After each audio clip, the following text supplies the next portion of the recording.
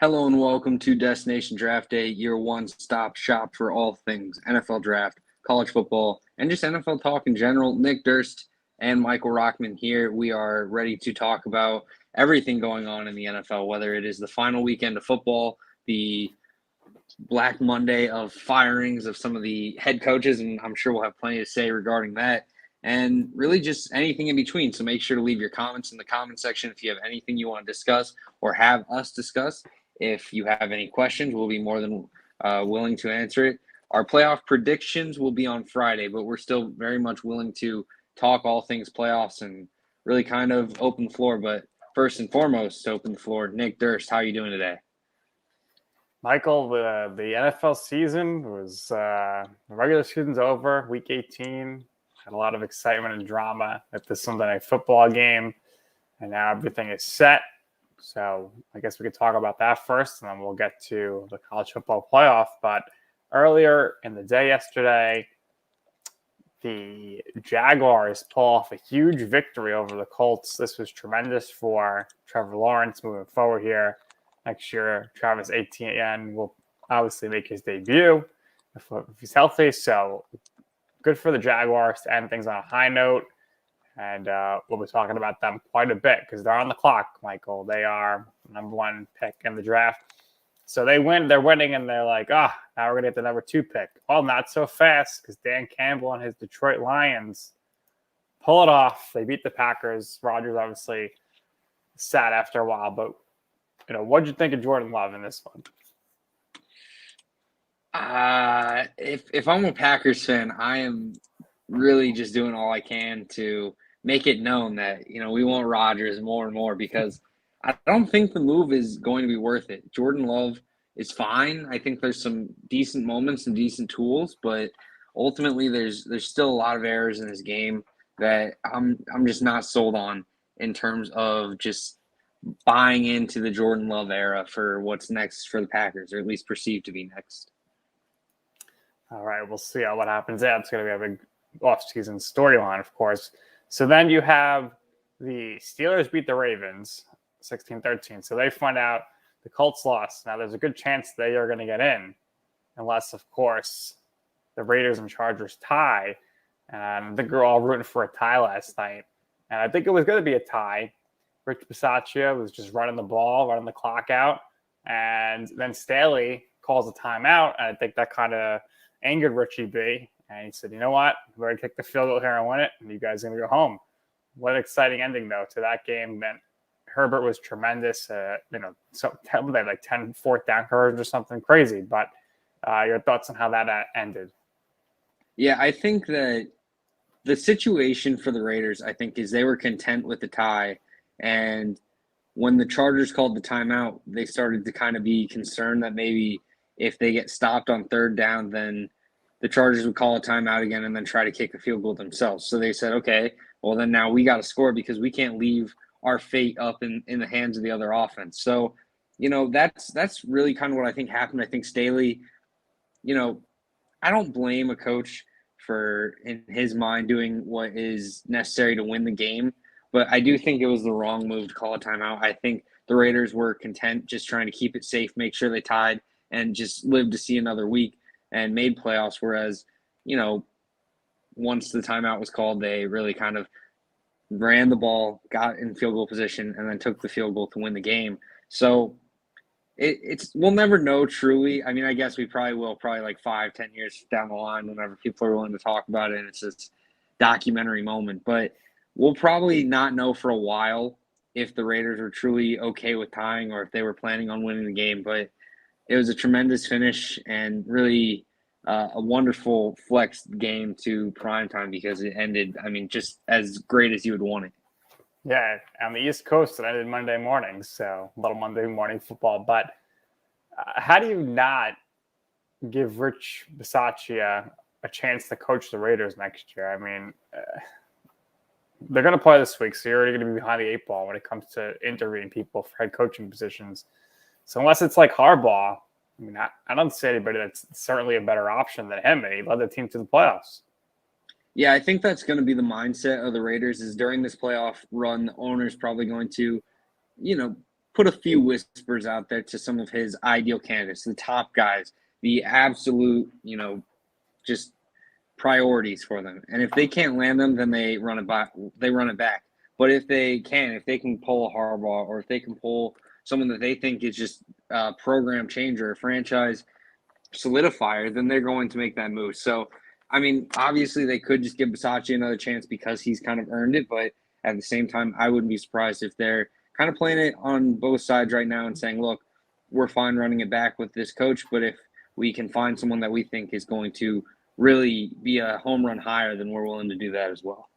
Yeah, so we already knew that the Jaguars had a vacancy. The other team in Florida has a vacancy now. Flores is fired, which is a little stunning. Maybe, hearing that his relationship with Tua and whatnot wasn't good. You also have Nagy out in Chicago. So Zimmer is out in Minnesota. Those are two coaches that had winning records, were in the playoffs. Flores, a game under 500. You got guys like Joe Judge, who are not fired, who is an abysmal record. So those are the openings so far. Right now, I would say, the best job maybe is the Vikings, like to win now, talent-wise. But maybe in the long term, you do want to take that Jaguars job because you have the potential, great quarterback there. I think Flores is probably going to get one of these jobs, I would think, and it would make sense to me to just keep him in the state of Florida. What do you think? I think there's plenty of potential there for Flores to possibly get another gig. I think he's going to have to take a defensive coordinator position and wait about probably a year or two and then get back into the mix of things. Denver's a really good job as well that just opened up. Fangio got fired, so I think that's going to be one that a lot of people are intrigued by because really it's just figuring out that QB position. So that's one that I think is going to pull a lot of eyes. I think Minnesota's a good gig. Flores does get hired. I think he's a good fit for Minnesota just in terms of he would fix up that defense. And I think the offense is solid enough to where they could really contend if they kind of get things going. Zimmer had this issue of, he was a defensive-minded guy, but the defense just kind of fell apart after a bit. And once the offense got going, it seemed like the defense couldn't keep up. So I think that there's plenty of potential here for, an immediate impact type of hire to where someone comes in and they aren't looking at it as, look, let's kind of rebuild this organization. They're looking at it as, we could easily claim the NFC North next year, especially if Aaron Rodgers is on his way out. And then, the Chicago and Jacksonville jobs are pretty much all going to come down to who are we hiring that's going to do best for our young QB. Justin Fields for the Bears, Trevor Lawrence for the Jaguars. You need to hire someone that is absolutely 100% sold on them as a talent, that is 100% going to invest in them. So I think those are offensive-minded guys that you got to bring in and kind of help them develop along because you can't really miss on those positions. Even if you feel like they're safe, you still want to get someone that's going to make that development as guaranteed as possible. Yeah, it's all about the quarterback relationship.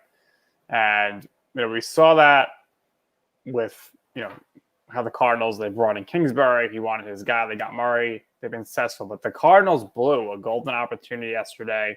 They lose that game to Seattle. The Rams lose to the 49ers. So the 49ers get in. But credit to the Saints for having a winning record this season, despite having, major quarterback issues. 49ers here, they get past the Rams. They get in the playoffs. Jimmy G had a good game. Cardinals, I don't know what happened there. I know you still very much believe in the Rams here. I just think they're limping to the finish line here going into the playoffs. Yeah, I think the Rams are one of those teams that they have the talent.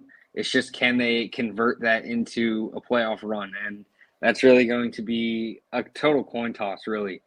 This playoff field, I was talking about it with my friend. I really don't know if I feel like there's a guaranteed team that's going to be in the Super Bowl. I feel like most years it's kind of like, oh, the Chiefs are going to come out of the AFC. We'll see who comes out of the NFC or something like that.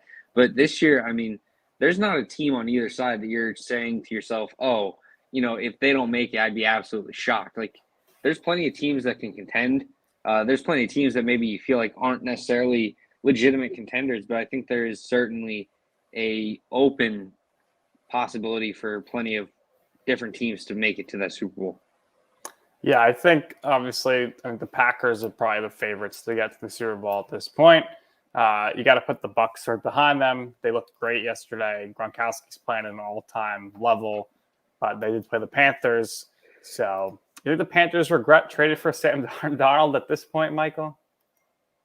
Oh yeah, Matt Rule in his press conference, they were like, "So, what was the decision making behind, picking up Sam Darnold's fifth year option right away?" And most coach talk is, "Oh, we still believe in Sam. We really like what he's going to offer in his fifth year, even though there was some maybe downplay for this year. We think he's still got plenty of room to grow." He was just kind of like, "Well, we thought, if we gambled there, then he's a low end starter money, but we get high end starter play." And then he just like couldn't really say anything else, and he just kind of shrugged and just kind of like looked around, and everyone could tell like Yeah. Panthers are not rolling with Sam Darnold next year. They may have him on the roster. They may, let him start a couple of games if they bring in a rookie, but ultimately the Panthers are finished believing in Darnold as their future. And yeah, I think they very much regret the trade now that they get to view it in hindsight. How could you not regret it? I mean, absolutely terrible quarterbacking. Uh, the Jets, big improvement this year with Zach Wilson, I would say, talent-wise. And Zach Wilson finished the year off really strong. Jets lose again.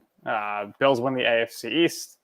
And as we projected here on the show last week, the Dolphins beat the Patriots to end the season, as always.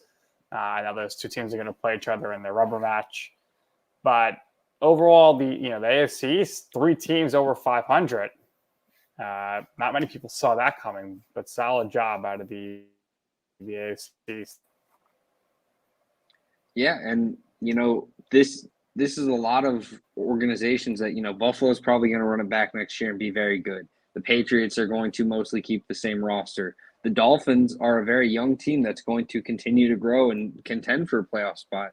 The Jets, I mean, Saleh was well known as someone that's kind of done well rebuilding units, and he's going to fix up this defense. Maybe not right away. I think there's probably still another year in this rebuild, but I think right now we're seeing a lot of development for this playoff picture that could really bring in some, intense runs for this AFC East in the future. It was a division that was widely regarded as just the Patriots running away with it and everyone else couldn't contend. But now it's probably going to be one of the tightest divisions for the next 5 years. Yeah, and we'll see what happens with the Dolphins' coaching choice, because I think Flores did a good job. I mean, we're both in agreement for the most part. What he did was good, but Patriots are set, Bills are set, and looking forward to that game big time coming up this weekend. Other games just to kind of touch on a little bit. Obviously, the Titans beat the Texans in a close one, and they're able to clinch the 1 seed. So the Chiefs are going to have to potentially, go on the road here. I think they're going to beat the Steelers in the first round, but then I think they're going to have a lot of problems in the next round because the competition levels are going to be big. I think they would lose to the Bengals. I think they would lose to the Bills. So we'll see how that plays out. Cowboys destroy the Eagles. The Eagles are going to be one and done in the playoffs. That's for sure, I think. And the Browns beat the Bengals.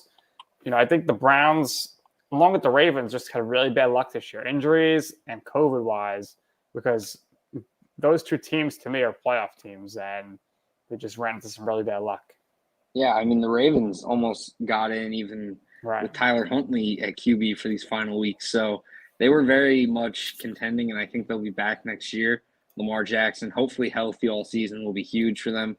There's a lot of teams that are missing out that, you could very much argue they are worthy talent-wise of making it in this playoffs. Obviously, Ravens and Browns, but also there's some teams as well, like the Vikings, that really there were some games where they came out and they looked fantastic. The Seahawks were a mainstay in the NFC playoff picture, and with Russell Wilson kind of getting injured and some early season struggles, they completely derailed. And now the entire organization is kind of a question mark. Just plenty of teams that are very much disappointed to have not made the playoffs, but you look at next year, they are definitely going to be in contention. And, you talk about how good some of these teams are that miss it. the entire NFC West had a positive point differential, and the Seahawks were the lowest, and they were plus 29. So you're looking at some of these other playoff teams. The Las Vegas Raiders are negative 65 right now, and they're in playoffs. The Steelers are negative 55, and they're in playoffs. So there are some very talented teams that really had an opportunity to make it this year that possibly got derailed by injuries or just kind of had some cold, streaky play. But next year, I mean, this thing's wide open again. 7 playoff spots, and there's going to be a lot of change-up. Yeah, and I mean, this is for the AFC this year is a lot of good teams, and going to next year, there are some teams that could kind of bounce back that really weren't in contention this year. If you think about it, like the Broncos, if they get a new quarterback, like you said, they're going to be in good shape. The whole North is going to contend. If the Texans get maybe if Deshaun Watson ends up playing again, which is not gonna, they would be better off. So, basically, other than the Jets and the Broncos and the Jaguars, pretty much everybody was in it, going into late December. So that's pretty good for the NFL. On the NFC side of things, yeah, go ahead. I was just going to say, I feel like we got to mention from the AFC, the Indianapolis Colts that looked like one of the hottest teams in football, and they lose those last 2 games. I mean, does this change your opinion on Carson Wentz and the future of the Colts, or do you think, get back for next year and they should be pretty well suited to make a playoff run? I really don't know who they're going to bring in at quarterback, so I think they're going to just try to back with Carson Wentz. If Jonathan Taylor is not rushing for 100 yards versus the Jaguars, then they're in trouble. So they were bad to start the year. They were really hot in the middle of the year, and then they lost it the last week. And they're in a weak division, so they'll still be contending next year, that's for sure. But I don't know. I think they should have. I always said they should have tried to bring Philip Rivers back for this year again, but they didn't. They got Wentz. Wentz will be back next year. They're not going to draft a quarterback in the first round that's going to be ready for them to win now. There's not going to be much on the free agency market, I don't think. So perhaps they bring somebody else in to maybe compete with Carson a little or a quality backup. But I think pretty much the Colts will be the same going into next year. Yeah, I think especially with the loss of the first-round pick, they've definitely invested in Carson Wentz as their future. Philadelphia gets 3 first-round picks, absolutely finessed them. But for Indy, it feels like just a situation where they have to kind of run it back because you don't have a lot of needs per se on your roster. You need a weapon opposite of Michael Pittman. T.Y. Hilton's getting too old. Whether that's out of the tight end position or wide receiver spot, you just need some more weapons, more help. But I don't know. Carson Wentz had some games where you kind of were like, okay, this looks like Carson's kind of getting his confidence back. And then there were some games where he was throwing horribly. He was not playing efficiently. He was struggling, and it led to Colts losing. I mean, they needed him in this game against the Jaguars because they were all in on stopping Jonathan Taylor, and he went 17 for 29, 185 yards, 1 touchdown, 1 interception. Now, that's not like a horrendous game. It's not where you're saying, oh, we need to get rid of Carson Wentz because of this game. But you just got to play a little bit better. You got to really kind of be the franchise QB that they paid for, or else it's going to be a situation where, this Colts team, maybe they make playoffs next year, but I don't know if I can really consider them a contender if the passing game isn't there to really kind of pick it up when the run game isn't working. Yeah, we'll see. They're not going to have easy time of it in the draft, obviously, without that first-round pick. But listen, the Steelers are in. Big Ben is going to have at least one more game, and exciting to see those those Steelers fans with their reactions yesterday. But they must have been sweating it out last night because that was just insane. Now for the NFC, Saints beat the Falcons. Falcons actually were pretty decent this year. Better than most expected. Matt Ryan is at 9th all-time in passing touchdowns. What do you think his future is with the Falcons? Last year, everyone said, they're going to draft a quarterback. They didn't. I I would think Matt Ryan is going to continue to be the quarterback for the Falcons at this point. Yeah, it sounds like Falcons are all in on giving Matt Ryan another season. I wouldn't be surprised if they are mostly just trying to avoid this draft class if they don't feel like anyone is necessarily going to be that next step. But ultimately, they probably play it by board. If they love Matt Corral and he drops in the draft to their pick, they're probably more than willing to say, okay, let's take this QB, have him as our future. But at the same time, if they think, Matt Ryan is good for next year and they just need to fix up their offensive line and defense a little bit, then there's plenty of opportunities, especially because you're looking at this team. Kyle Pitts, Cordero Patterson, those are good weapons, obviously, but Russell Gage didn't step up. Calvin Ridley is now looking like he wants out of Atlanta, didn't really play all season. There is just a lot of chaos going around for this Falcons team, and Matt Ryan put together a pretty competitive season. So give them a good organization, give them a better, this array of weapons, and you'll probably see better offensive production.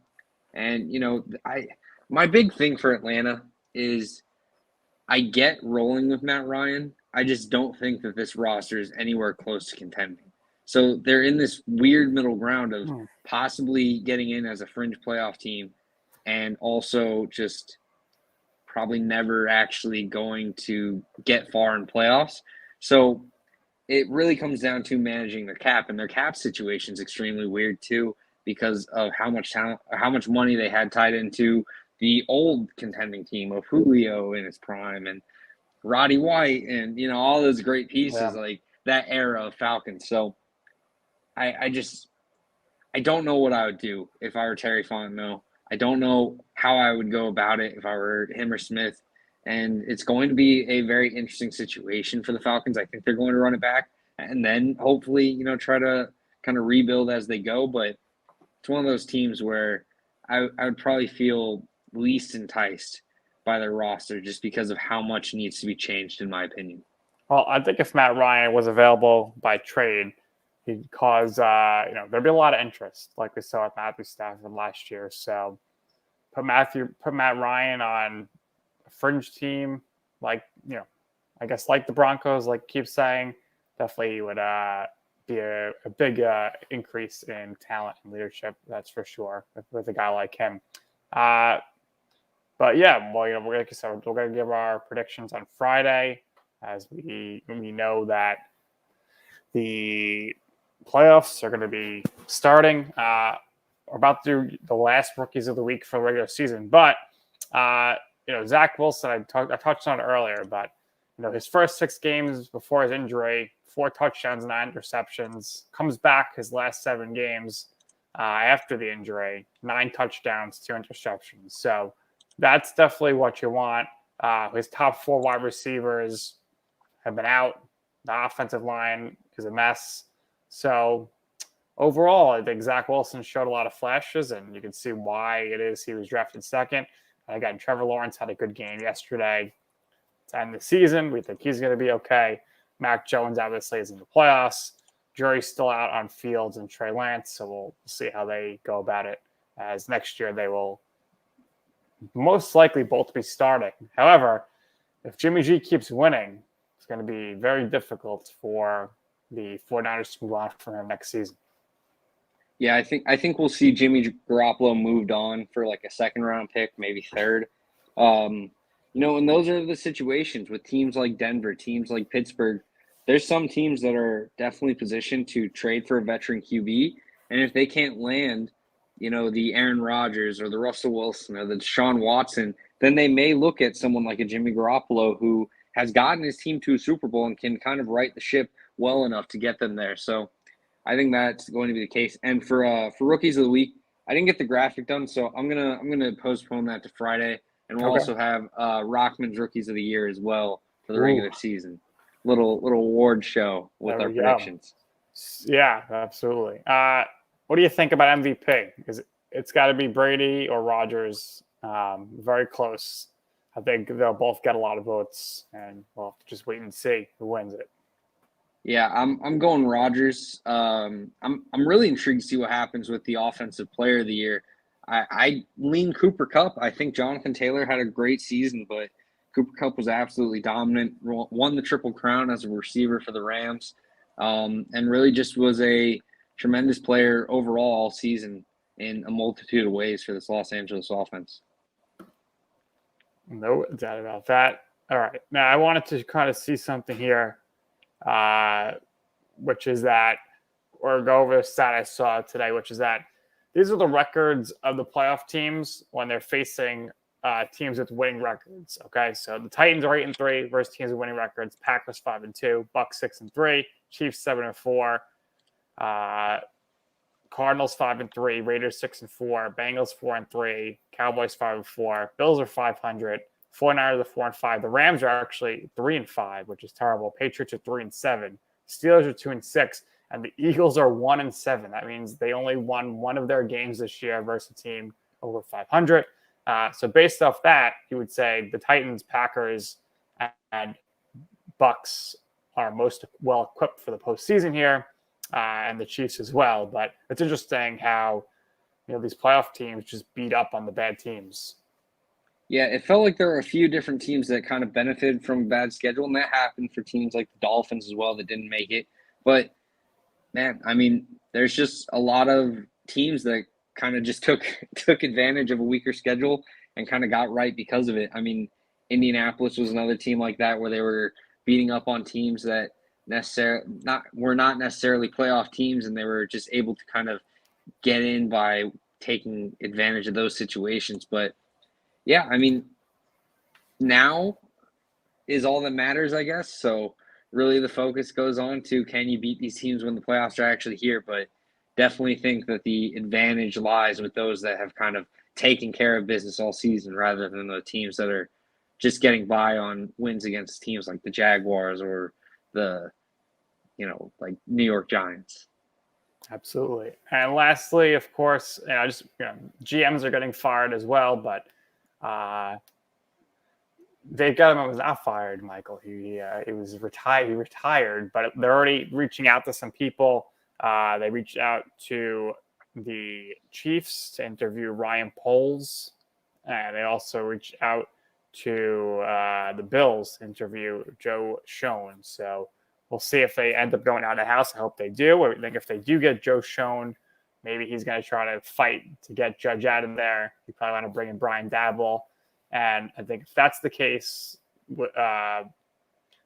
probably going to try to bring in Trubisky at the very least to back up Daniel Jones, because cannot go into another season with Mike Glennon and Daniel Jones. Yeah, I think there is just a lot of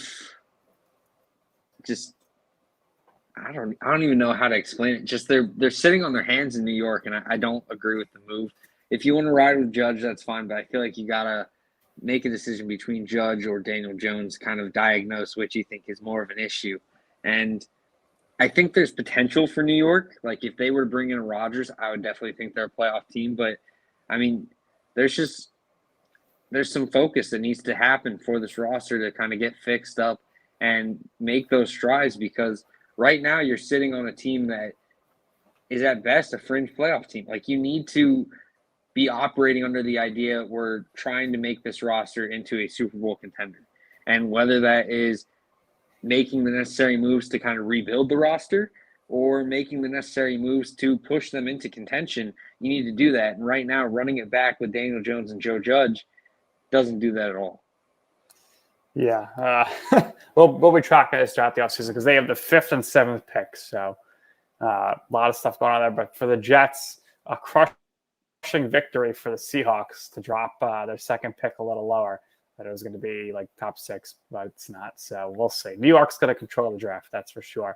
But the college football season is not over yet, Michael.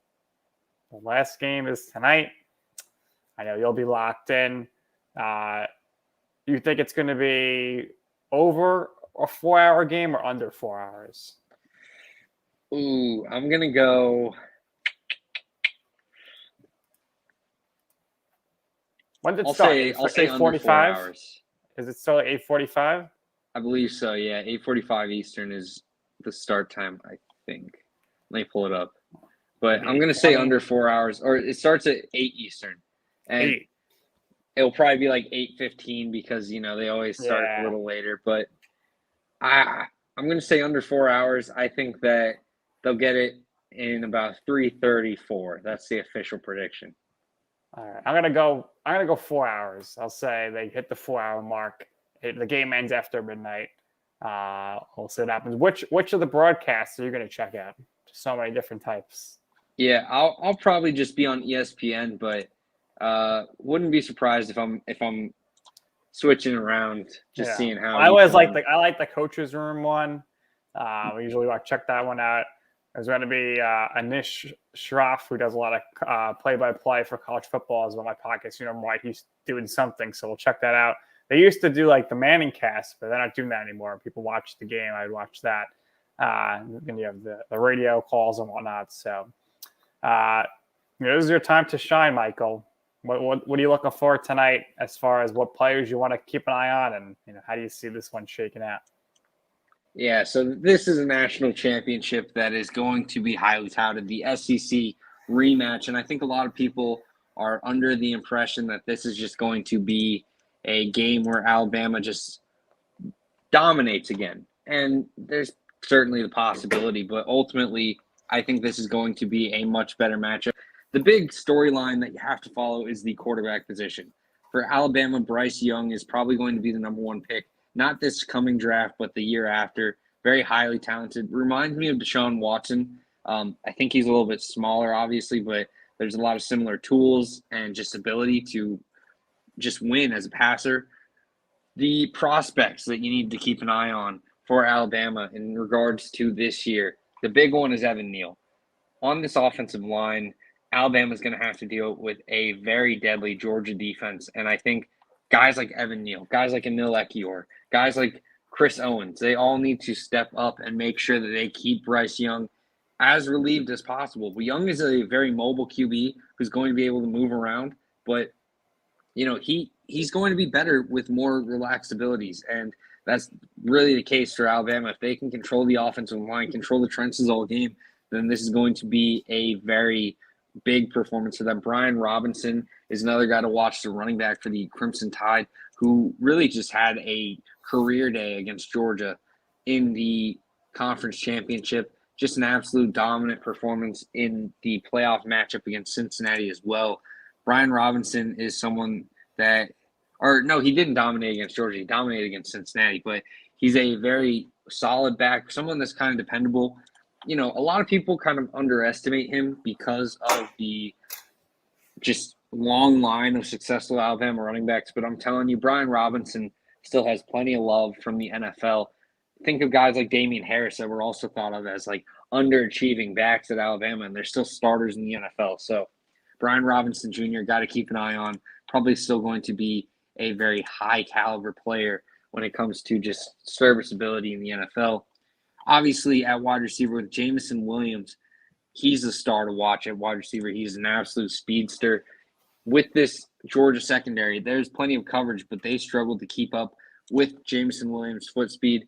They have some young guys on the outside that are going to be getting some snaps, but there's plenty of potential here for Williams to kind of solidify himself as the top receiver in this class.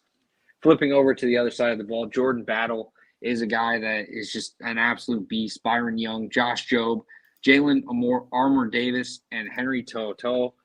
All these guys are definitely going to be prospects this year. Will Anderson probably going to be a top 5 pick in 2023. Look, Alabama is the favorite in this one for a reason. They've been a longtime contender for a reason.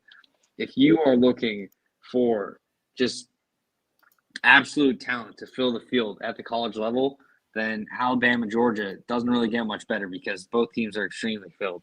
Now, flipping over to the Georgia side, the QB position is also one to watch, but a little bit differently than Bryce Young. Bryce Young is going to be the starter all game so long as he's healthy, even if he struggles. For Georgia, if Stetson Bennett struggles, there is Carson Beck, Brock Vandagriff, JT Daniels that are all going to be sitting behind hoping to get reps. There is just, the possibility that if they feel they aren't doing what they need to do to win this game, then they might make the switch to the QB that really kind of opens up the offense. And Stetson Bennett has done the job all season. He's been very serviceable, but sometimes serviceable isn't enough in that national championship, and they may make the switch that they didn't during the championship. Now, for Georgia, the ideal situation is they are able to go to their running back room. Zamir White, James Cook, Kenny McIntosh, Kendall Milton, all very dominant running backs that are going to be studs for the Bulldogs, whether it's this Saturday or tonight, or whether it's future Saturdays or possibly even Sundays. The star of this offense is Brock Bowers, the freshman tight end. With George Pickens healthy, though, there is plenty of weapons. Jermaine Burton has extreme speed. Lad McConkey, Adonai Mitchell. There is pieces for this passing game to open up. The question is, can Stetson Bennett really answer the call at the quarterback position to open up this Georgia offense and keep the Bulldogs competing with the high-powered Alabama Crimson Tide offense? On the defensive side, Jordan Davis was one of the best nose tackles in college football, if not the best. Nakobe Dean and Lewis Cine are dominant defensive players. Quay Walker, Channing Tindall are extremely athletic linebackers that roam around everywhere on the field.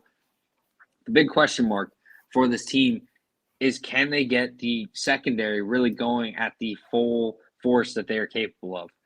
With Darian Kendrick, Latavius Brini, Keely Ringo. They have the talent, but they struggled to really contain this Alabama passing attack. This is going to be a big challenge for them. And right now, both Nick and myself lean Alabama Crimson Tide just because of what we've seen so far in the past. The SEC championship game showed that Alabama has the talent to definitely control this game, and I think it'll continue. But I'm going to bring this back to Nick. For this game tonight, is there one specific headline that you're watching, and what's your expectation for the final result? Yeah, the headline is going to continue to be, can Georgia actually win the big one? We've seen them here before, and they always come up very small. Kirby Smart just can't seem to beat his old boss, Nick Saban. And, I think this is a game where if it's not close and Alabama once again wins big, like they did in the SEC championship game, it's going to give the country some serious SEC fatigue. Hopefully, this is something they could work out moving forward here with the expanded playoffs, because I really don't like continuing to see rematches from the SEC in the championship game. I would have liked these two to play back-to-back games in the earlier rounds, or just be something a little different. Obviously, we know whoever won that game would have won the championship, but I just hope that we get a team like Clemson back next year, because at least we know they have a shot in the game. But yeah, I think Alabama's going to win this one, probably by at least 2 touchdowns, and I really don't think it's going to be much of a fun watch. I think it's going to be out of hand pretty early. Yeah, this is going to be an interesting one that could very easily get out of hand with the high-powered offense that Alabama has. Bryce Young, with Brian Robinson Jr., with Jameson Williams. Georgia has to be able to respond, and that's really the question mark of Stetson Bennett. They don't necessarily have to match them in terms of how they score, but they need to match them in terms of just controlling the clock and getting points on the board when they can. And, even if it's slow drives for the Georgia offense, they need to find ways to make it to where they can stay in this game score-wise and really have a chance to contend. Yeah, no doubt about it. Sorry. I was just going to say, for Friday, we will be here to talk about everything that happened in the championship. We will give you our playoff predictions. We have some exciting content coming to you. For Nick Durst and myself, Michael Rochman, we appreciate everyone who is here, especially our huge fans in the comment section with whatever spam that is. Just absolute. Yeah, it'd be Sony killing at the comments. Absolutely. We love all the support. We want to thank ChrisLandryFootball.com for the platform to stream off of.